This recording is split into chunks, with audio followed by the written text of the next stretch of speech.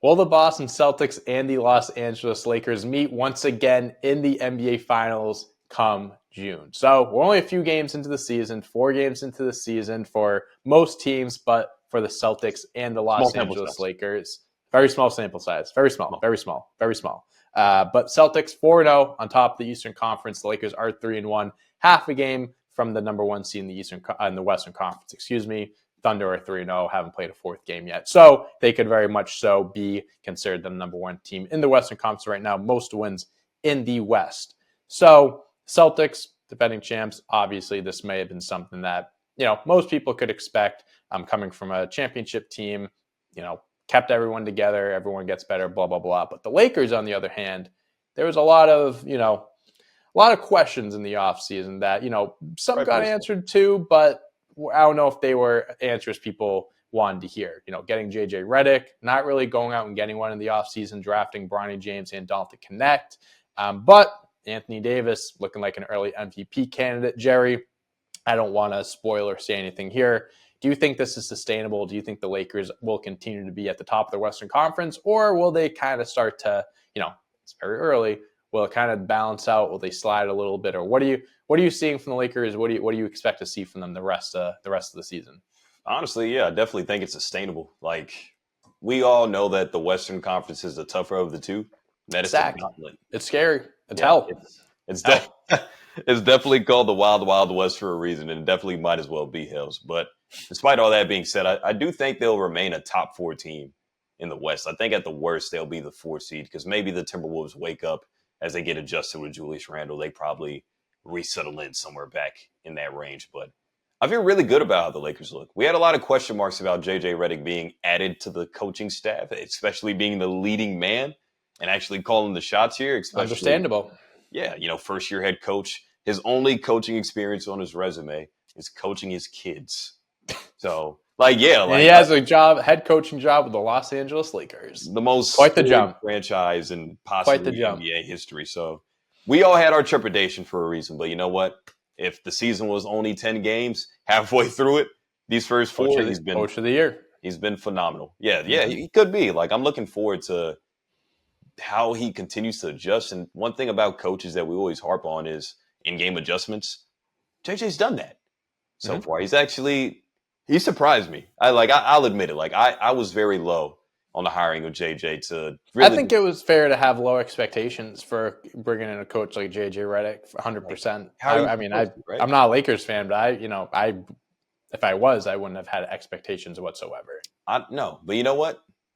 I couldn't be any happier at this point in the season right now. But yeah, no, I think it's kind of crazy, and it's definitely too early to call for the Lakers and the Celtics to meet in the finals for the first time in 14, 15 years. But I think right now it's not completely far-fetched. I think the West has a legit 3 to 4 teams that can go. I think we could add the Lakers to that list with the Thunder, possibly the Timberwolves, OKC. Oh, I said them twice. But the Lakers, I think we throw the Lakers in that mix, though. I don't know where the Nuggets fall after they've been kind of struggling. I don't know where a Phoenix team maybe. Yeah, Phoenix. You can consider them being up there. Phoenix could weasel their way in potentially. So I think there's 4 to 5 legit teams that could possibly get there. But I don't think it's crazy to think that the Lakers could be one of them. Who knows? They might make a midseason acquisition as well that could improve or hurt their chances of getting there. So TBD. But right now, I think we should entertain the thought of a finals rematch. For sure. I mean, it's again, it's very early. So how are we going to, we don't have a crystal ball in front of us. We don't know what the NBA is going to be looking like come June. A lot of things could be different. Injuries happen. Who knows what. But I think, the Lakers off to a hot start right now. The likelihood of this matchup happening, I think it's going to be more dependent on the Lakers coming out of the West. Yeah. And I say that more so because it's a dogfight out there. And the East is a little bit easier. Celtics are, I think, the distance from the best team in the East to the second best team is a larger gap than I think in the Western Conference. 83% chance to repeat.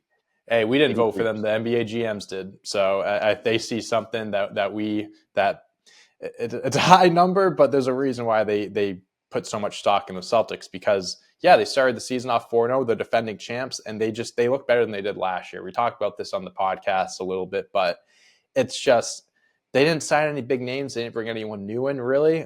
They have the rookie, but there was no need to. Tatum is on a revenge tour right now. He heard all the talk in the offseason. His jump shot looks phenomenal. He's leading the league in 3-point shots made.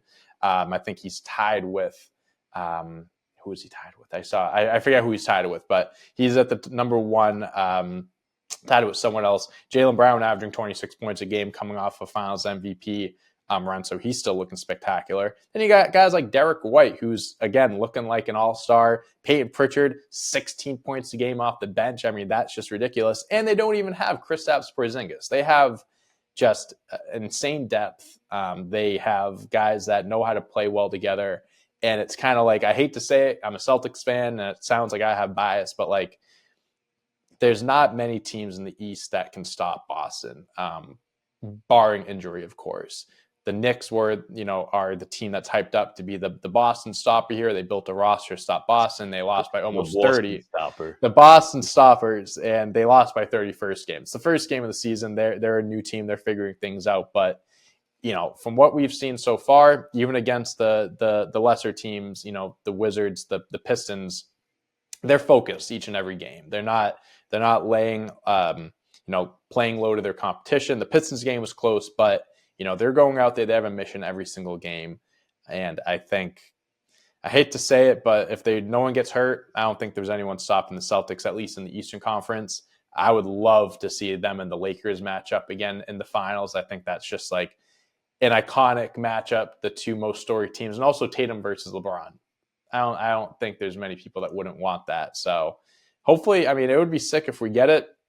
It's great for the NBA. They can make a lot of money off of it too from a business side of things. But yeah. I think if we're looking at one team the most to be like, hey, like you need to do your part, like it's probably going to be the Lakers. It's definitely going to be the Lakers. Like it's not even a knock or a shot. It's not. It's really not meant to be. It's the conference that they're in. The fact of the matter is the Western Conference for years now has been the more dominant or the more competitive of the two. For sure. And despite having, like you mentioned Tatum and Brown, then did you realize as the rest of the supporting cast that you listed off, like it's kind of crazy. Like, obviously Anthony Davis right now is playing like an MVP candidate.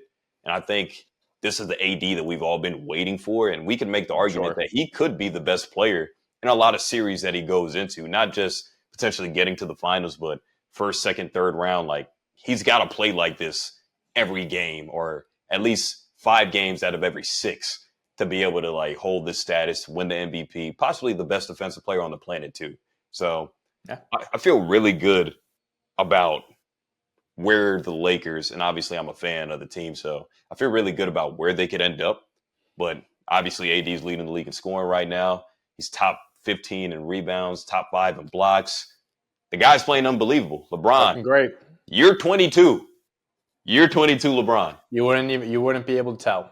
20 points, 7 boards, 7 assists still. Austin Reeves stepping up, 19 points per game. Rui, 17 a game. And D'Lo's 11 points per game, but a more effective role. We talked about it on the podcast, which you guys should totally check out, of just the off-ball movement that we've seen that JJ Redick is kind of implementing. So the offense looks better. They look more motivated to play for a new head coach. So it's, again, small sample size.